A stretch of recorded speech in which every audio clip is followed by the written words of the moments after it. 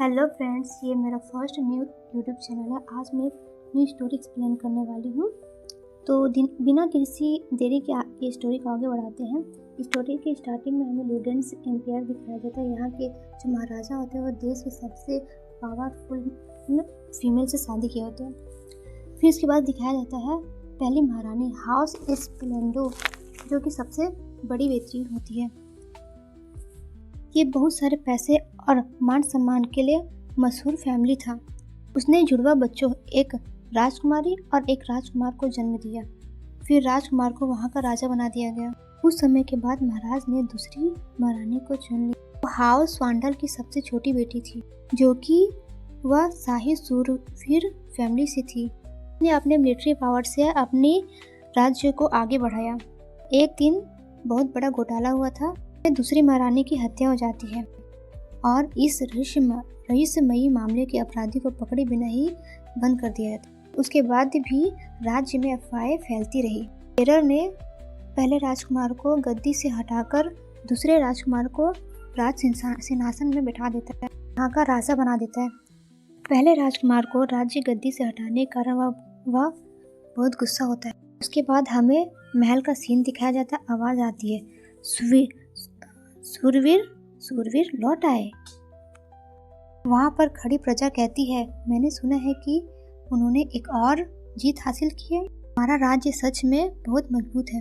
Prince को दिखाया जाता है। वहाँ पे खड़े लोग कहते हैं, वह पहला राजकुमार ड्यूक रेबन स्प्लेंडो नहीं है? कौन क्या फिर से युद्ध में जा रहा है?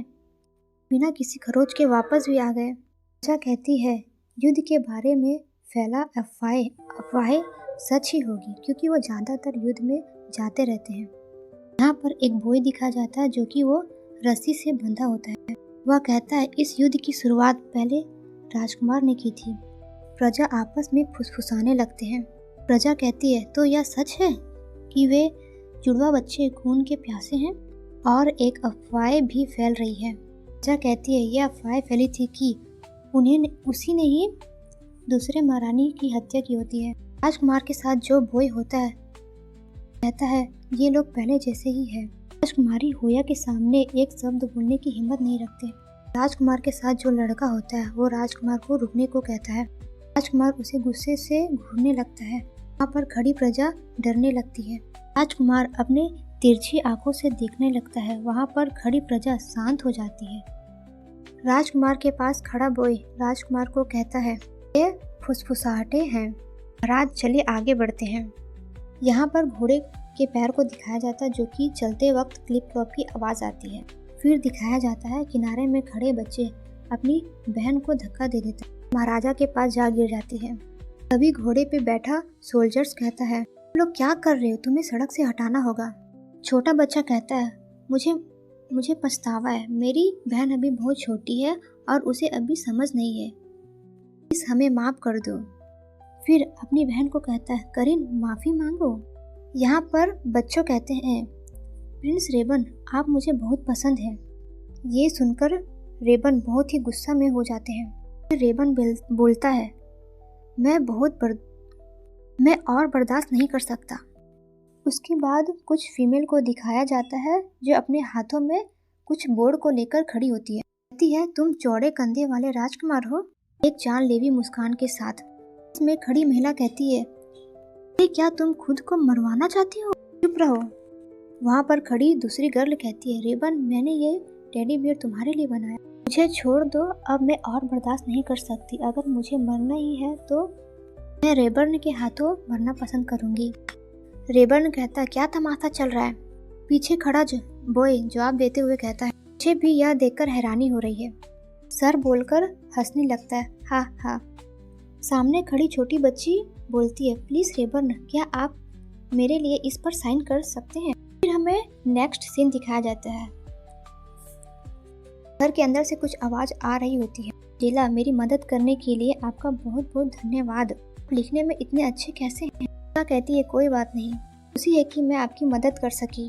पास में खड़ी वुमेन कहती, आप तो बहुत ही शांत मन से बात करते हैं। एंजेला कहती है, आप जैसा दयालु ऑथर को शहर में खूब नाम कमाना चाहिए।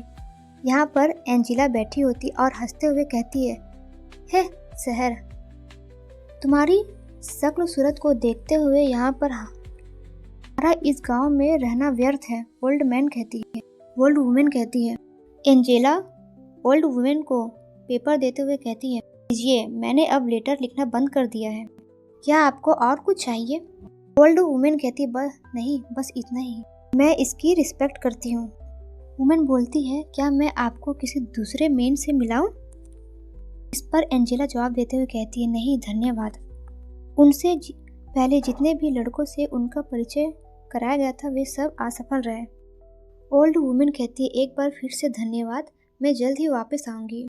एंजेला कहती है, शहर है ना, मुझे डर लगता है, लेकिन मैं सच में वहाँ जाना चाहती हूँ। राजकुमार वही है। उसका चेहरा शाइनिंग करने लगता है। एंजेला कहती है, हाँ, उनके बारे में बहुत सारी अफवाहें फैली है। लेकिन राजकुमार तो इतना बोलकर चुप हो जाती है। सामने में खड़ी दो गर्ल आपस में बात करती है। ब्लू हेयर वाली गर्ल कहती है, क्या आपने सुना, पहले राजकुमार आज युद्ध से लौट आए हैं, मैं उनसे मिलना चाहती हूँ। ब्राउन हेयर वाली गर्ल हंसते हुए बोलती है, मैं भी उनसे मिलने जाना चाहती थी, बहुत दुख है कि मैं उनका प्रोग्राम नहीं देख पाई। एंजेला पास में खड़ी होकर उन दोनों लड़की की सारी बातें सुन रही होती है। एंजेला कहती है, क्या राजकुमार वापस आ गए? ब्लू हेयर वाली गर्ल कहती है, हाय, क्या तुम एक गीला हो ना? ब्राउन हेयर वाली गर्ल कहती है, क्या आप भी राजकुमार के फैन हो? फिर तीनों आपस में मिलकर बातें करने लगते हैं। कुल मैं उसकी दीवानी हुए बिना नहीं रह सकती, बहुत ही अच्छा है। अगर अफवाह को छोड़ दे तो मुझे लगता है उनका व्यवहार अच्छा होगा, और उनकी तलवारबाजी क्या कमाल की है। एंजेला कहती है, अरे वैसे आप दोनों प्रिंस के फैंस कैसे बन गए? क्या आपने कोई पेपराजी तस्वीर देखी है क्या? ब्लू हेयर वाली गर्ल कहती है, क्या आप उस बुक को पढ़ने के बाद उनके फैन नहीं बन गए थे? मैं fan fiction the prince among the roses के बारे में बात कर रही हूँ। इस पर एंजेला सोच रही होती है, प्रिंस में सबसे अच्छा क्या है? ब्लू हेयर वाली गर्ल कहती है, ये बुक आजकल शहर में ज़बरदस्त बिक रही है, इसे रीड करने वाले 90% लोग प्रिंस के दीवाने हो गए हैं। आपने इस पॉपुलर बुक के बारे में नहीं सुना है? यह बिक चुका था, इसलिए मुझे इसकी एक कॉपी ढूंढने में बहुत प्रॉब्लम हुई। एंजेला कहती है, ये तो रीड करने में काफ़ी इंटरेस्टिंग लग रहा है, ये बुक मुझे उधार दे दो, मैं इसे जल्दी रीड करके रिटर्न कर दूंगी। ब्लू हेयर गर्ल कहती है, एक एंजेला? ब्लू हेयर गर्ल गुस्से से कहती है, उस लड़की की हिम्मत तो देखो, अगर वो मुझे पैसे भी दे देती तो भी मैं उसे उधार नहीं देती। ब्राउन हेयर गर्ल कहती है, क्या ये लोग शाही सूरवीर आखिर किस वजह से इतनी दूर कंट्री साइड में आए हैं? सोल्जर्स कहता है, मुझे आपसे एक क्वेश्चन पूछने दीजिए। डरते हुए गर्ल्स कहती है, हाँ हाँ। सोल्जर्स कहता है, क्या इस गांव में एंजेला नाम की कोई गर्ल है? ब्लू हेयर वाली गर्ल और ब्राउन हेयर वाली गर्ल एक दूसरे को देखने लगते। फिर हमें एक पिक दिखाया जाता है जिसमें मेरी पहली फैन आर्ट लिखा होता है। एंजेला शौक होकर कहती है, क्या बकवास है, मेरी फैन फिक्शन बुक पब्लिश हो गई, कैसे? ये क्या हो रहा है, इसमें तो बिल्कुल वैसी ही गंदी राइटिंग है। एंजेला अपने आप से कहती है, इसे किसने पब्लिश किया है?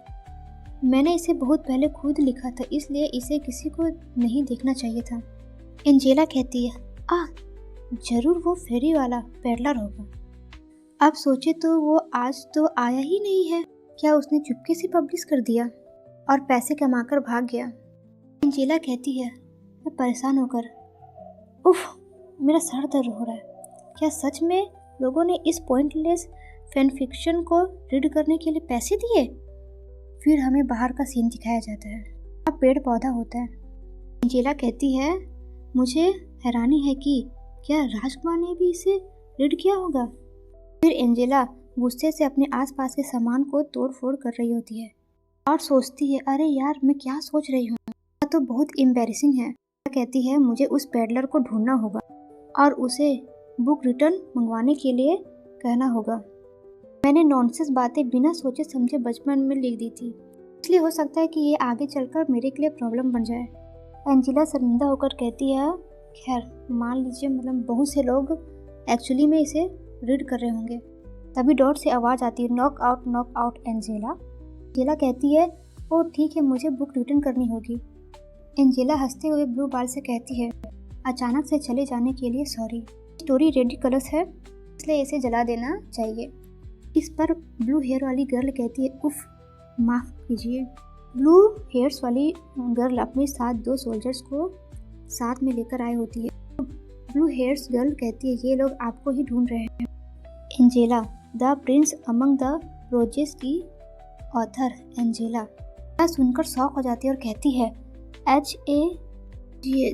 सामने खड़े दोनों गर्ल भी सुनकर ये हैरान हो जाते हैं। सोल्जर्स कहता है, आपको इसके लिए अंडर अरेस्ट किया जाता है, शाही परिवार को झूठ से बदनाम करने और जासूस बनकर काम करने के लिए। एंजेला हंसते हुए कहती है, एक जासूस, स्पाई।